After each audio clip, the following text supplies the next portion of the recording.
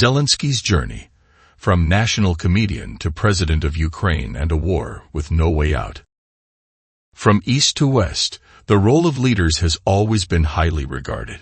Some individuals are remembered as great figures, yet others have been cursed by history for generations.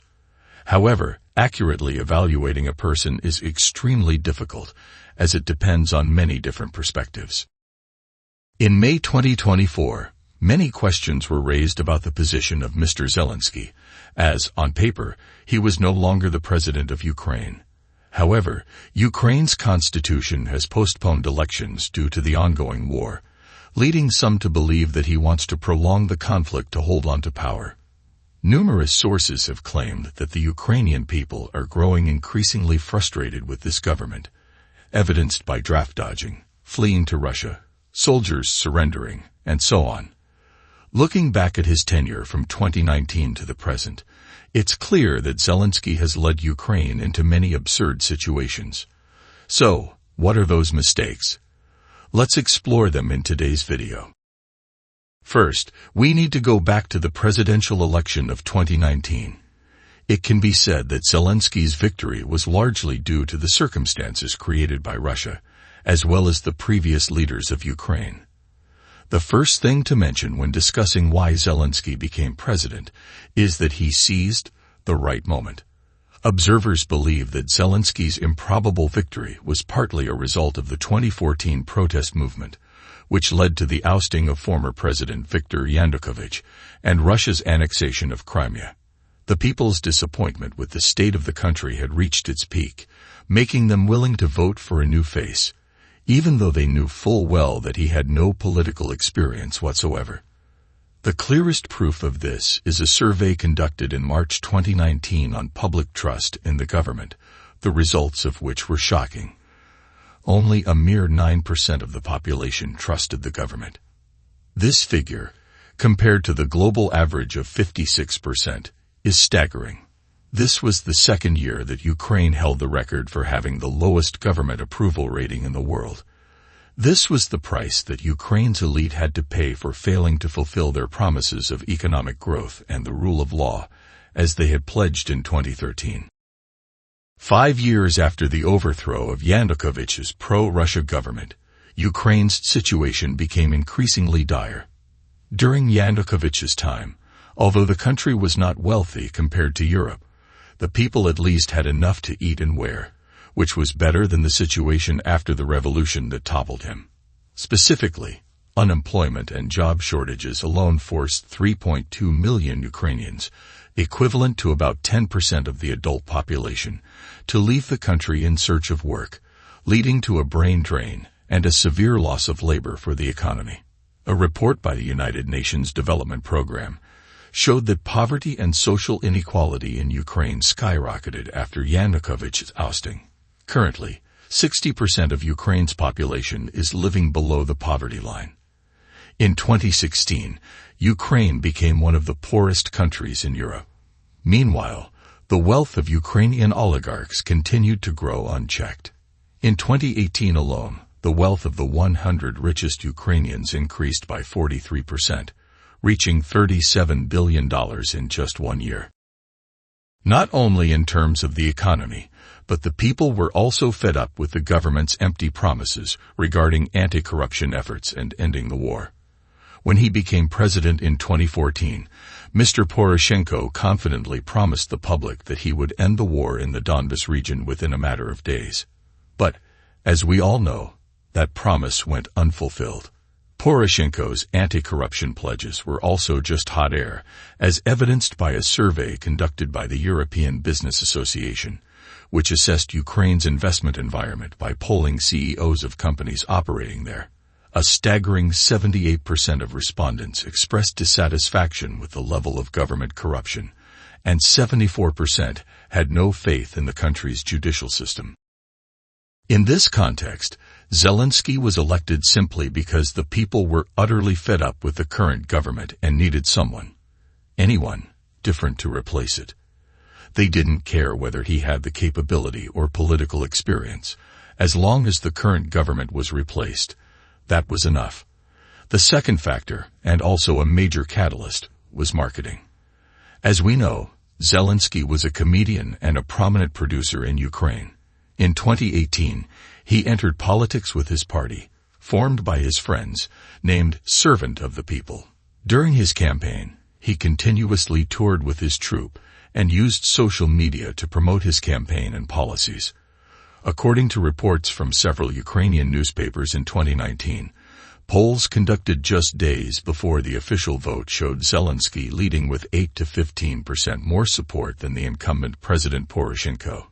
Additionally, Zelensky had something other candidates did not: the backing of Ukraine's largest television channel, 1+1, owned by billionaire Igor Kolomoisky, who resides in Switzerland. This channel provided Zelensky with extensive airtime, both as an actor and as a candidate. With this support, Zelensky shone brightly in entertainment programs and films leading up to Election Day. This was a tremendous advantage, as Ukrainian law prohibits election campaigning. At this point, many of you might wonder, didn't you just say above that Zelensky went campaigning, but now you're saying Ukrainian law bans election campaigning? What's going on? The answer is simple. Zelensky cleverly utilized his television roles to convey his campaign messages without needing to hold public rallies for speeches. This was what set him apart from other candidates. And as people often say, successful individuals always create a difference. And here, Zelensky succeeded in becoming the president of Ukraine. So, after becoming president of Ukraine, did the country's situation improve? The answer is no. He promised to continue fighting corruption, but some were skeptical of Zelensky's motives, believing he was trying to wrest power from oligarchs only to consolidate it around himself.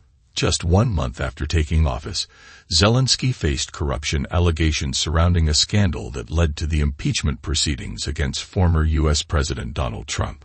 Trump was accused of attempting to bribe 2 lawyers, Rudy Giuliani and William, the latter of whom later became the U.S. Attorney General, to investigate the son of U.S. President Joe Biden in Ukraine, while the two were competing in the presidential election. In the following year, Zelensky struggled to cope with the COVID-19 pandemic and its severe economic consequences.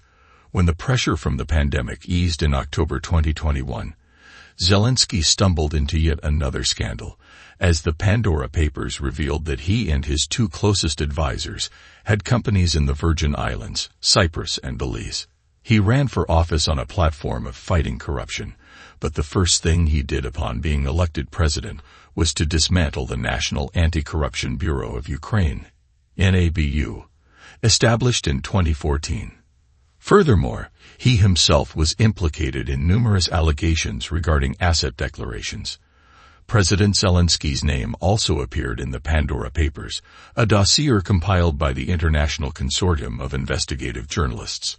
According to the consortium's findings, published globally, President Zelensky owned shares in a company in the British Virgin Islands.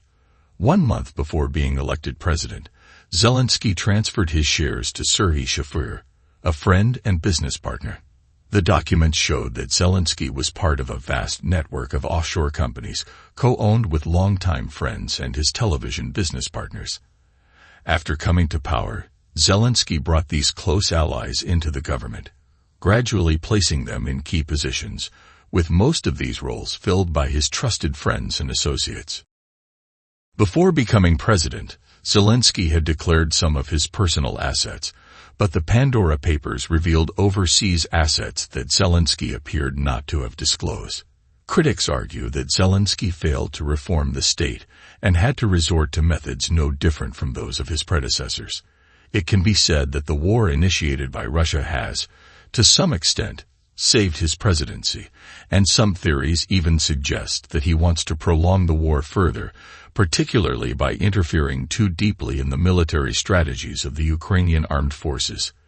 This theory mainly stems from the continuous failures of the Ukrainian military following the dismissal of the commander-in-chief of the armed forces, General Zelensky, due to irreconcilable differences with Zelensky.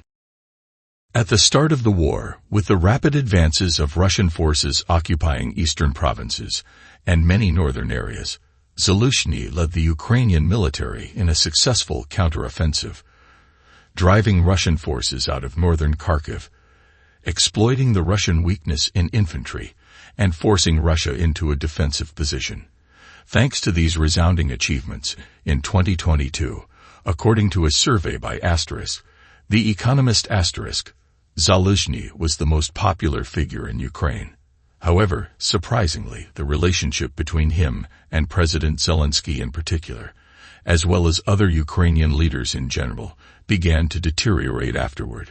It all started in 2023 when General Zelensky opposed the Ukrainian military's summer offensive. According to him, the Ukrainian brigades, newly trained for 10 months under NATO, were not ready to achieve a breakthrough. Not to mention that 70% of the forces involved in the counteroffensive had not yet adapted to NATO-style tactics, and everything unfolded exactly as Zelensky had predicted, with Ukraine losing its initiative on the battlefield. If things had stopped there wouldn't have been any issues. Furthermore, according to information cited by The Economist General Zelensky was publicly criticized by President Zelensky after daring to state that the war had reached a stalemate. By December 2023, Ukraine's Ministry of Defense, led by Rustem Umerov, proposed mobilizing an additional 450,000 to 500,000 Ukrainian citizens, including Ukrainian men living abroad, to join the armed forces. Once again, General Zelensky opposed this, arguing that a thorough assessment and calculation of all potential losses Ukraine might face in 2024 should be conducted before recruiting more troops.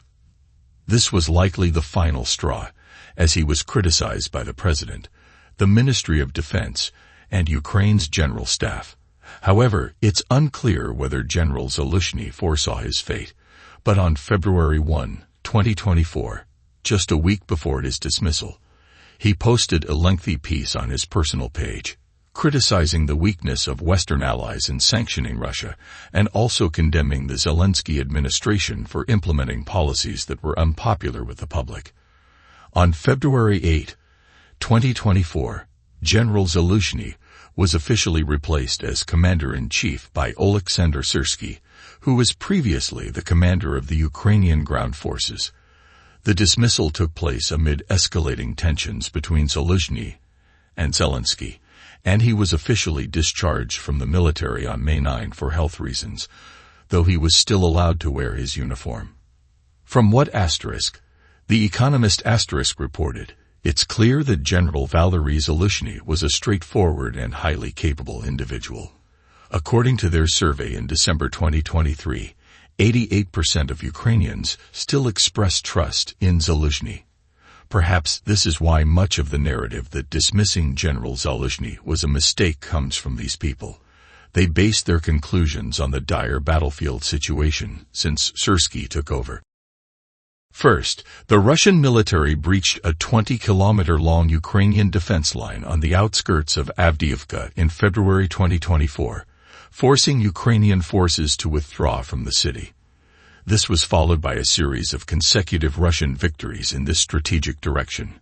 Russia also intensified its offensives, breaching multiple other Ukrainian defense lines, especially most recently opening a new front in Kharkiv, further stretching Ukraine's resources to cope. Second, corruption within the Ukrainian military has been increasing and becoming more complex. In reality, corruption existed even when General Zelensky was in charge. However, in the eyes of Ukrainian soldiers, General Zelensky was still seen as more honest. Up until January 2023, Zelensky received a $1 million inheritance from a Ukrainian American named Georgy Staines, and Zelensky donated the entire $1 million to Ukraine's armed forces and humanitarian nonprofits in Ukraine, earning him significant admiration from both the public and the military. However, I believe that blaming all the failures solely on President Zelensky for dismissing General Zelensky is not entirely fair. Because President Zelensky was not the only one pressuring General Zelensky, there were also the Ministry of Defense, the General Staff, and their Western allies. When failures occur, everyone shares some of the blame. If anyone is to be blamed, it should be for Ukraine's initial overconfidence and haste in believing a single offensive could drive Russian forces out of its territory, compared to the victories achieved by General Zelensky in late 2022. On the other hand, Russia's devastating attacks on logistics and the prior destruction of Ukraine's industrial base also played a role, leaving Ukraine constantly short of weapons and unsupported in logistics. Thus, a defeat stems from many factors, not just one individual. However, dismissing General Zelensky in the midst of a critical situation, when he enjoyed high credibility among both the public and the military, inevitably affected the morale of the Ukrainian armed forces, to say the least. Not to mention, it became a media focal point that Russia could exploit to intensify psychological warfare, potentially creating a scenario of discord between the ruler and his subjects. Changing generals mid-battle, with the new general lacking high credibility among the military and the people, thus not only weakening their own forces, but also causing public discontent. Most recently, the attack on Kursk followed a similar pattern.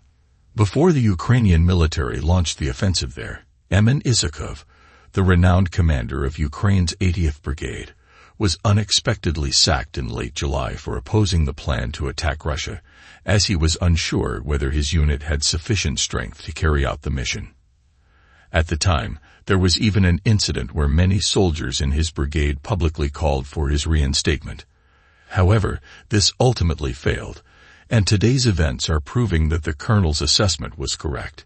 It can be said that, to some extent, prolonging this war is the only way for Mr. Zelensky to hold on to his position and avoid impeachment proceedings.